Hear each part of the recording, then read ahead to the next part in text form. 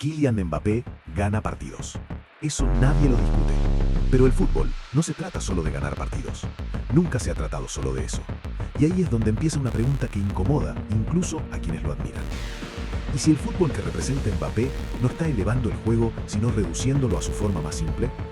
Porque Mbappé no domina el partido, domina el resultado.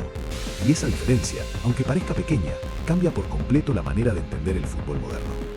Mbappé es velocidad pura, potencia, decisión inmediata. Cuando recibe el balón con espacio, no hay lectura táctica que lo detenga, no hay repliegue que llegue a tiempo.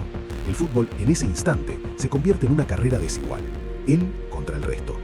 Las defensas retroceden antes de que pase algo, los laterales dudan, los centrales se perfilan hacia atrás, todo el sistema rival se desordena, por una sola razón: si Mbappé corre, alguien va a quedar expuesto.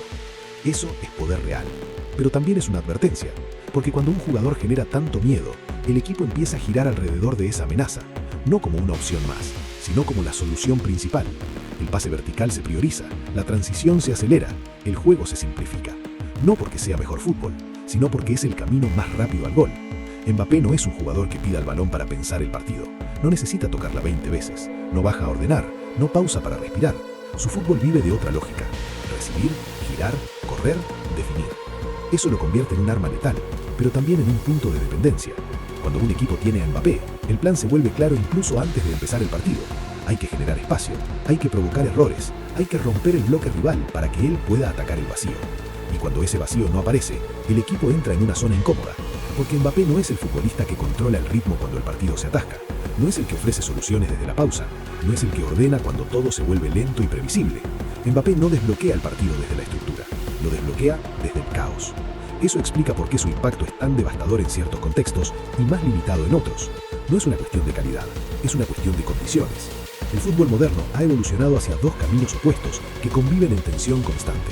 Por un lado, el control absoluto del juego: posesión, estructura, paciencia, dominio territorial. Por el otro, la explotación máxima del espacio: transición, verticalidad, velocidad. Mbappé es el símbolo más extremo de esta segunda vía. Cuando el partido se acelera, Mbappé se agranda. Cuando el partido se enfría, su ventaja diferencial se reduce. No desaparece, pero deja de ser dominante. Y aquí aparece una distinción clave que muchas veces se ignora.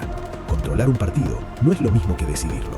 Controlar un partido implica manejar tiempos, emociones y espacios incluso cuando no hay ocasiones claras. Implica saber cuándo no atacar, implica saber cuándo hacer que no pase nada. Decidir un partido, en cambio, implica aparecer en el momento justo y ejecutar. Mbappé decide partidos como pocos jugadores en el mundo, pero no siempre los controla. Y el fútbol moderno parece haber aceptado esa diferencia como suficiente. Hoy se celebra más al jugador que define en una carrera que al que gobierna durante 90 minutos. Se viraliza la explosión, se aplaude el impacto inmediato, se resume el juego en acciones.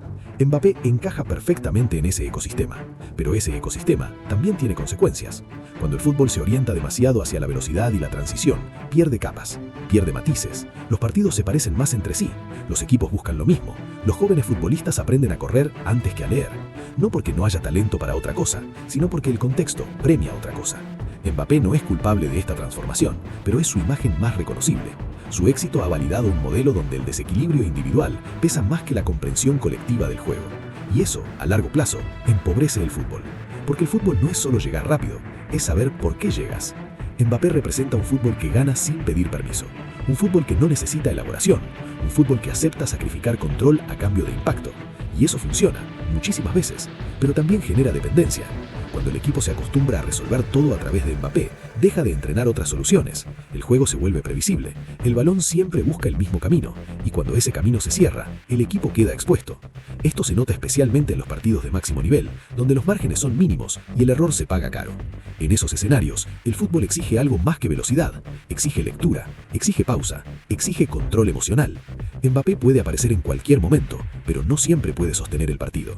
Y esa diferencia es la que separa a los grandes finalizadores de los grandes dominadores del juego. Mbappé es un finalizador de sistemas, un ejecutor de espacios, un futbolista diseñado para aprovechar el desorden. Cuando el partido se rompe, él lo sentencia. Cuando el partido se ordena, necesita que alguien más lo rompa primero. Eso no lo hace incompleto, lo hace específico. Pero cuando lo convertimos en el modelo absoluto del fútbol moderno, el problema deja de ser individual y se vuelve colectivo. Porque el fútbol necesita velocidad, sí, pero también necesita pausa. Necesita impacto, sí, pero también necesita comprensión. Necesita jugadores que corran y jugadores que piensen. Mbappé domina el resultado, pero no siempre domina el juego. Y entender esa diferencia es clave para entender hacia dónde va el fútbol. Tal vez el problema no sea Mbappé, tal vez el problema sea que el fútbol ha aprendido a depender demasiado de jugadores como él, a resolver todo desde la explosión, a reducir el juego a secuencias de momentos decisivos. El fútbol siempre ha sido más que eso, ha sido construcción, ha sido espera, ha sido error y corrección. Mbappé no representa el fin del fútbol bonito, pero tampoco representa su evolución completa. Representa una bifurcación, un camino eficaz, rentable, espectacular en ráfagas, pero limitado en profundidad. Un fútbol que gana, pero no siempre enseña. Y ahí está la pregunta que queda flotando. ¿Queremos un fútbol que se decida cada vez más rápido, aunque se entienda cada vez menos?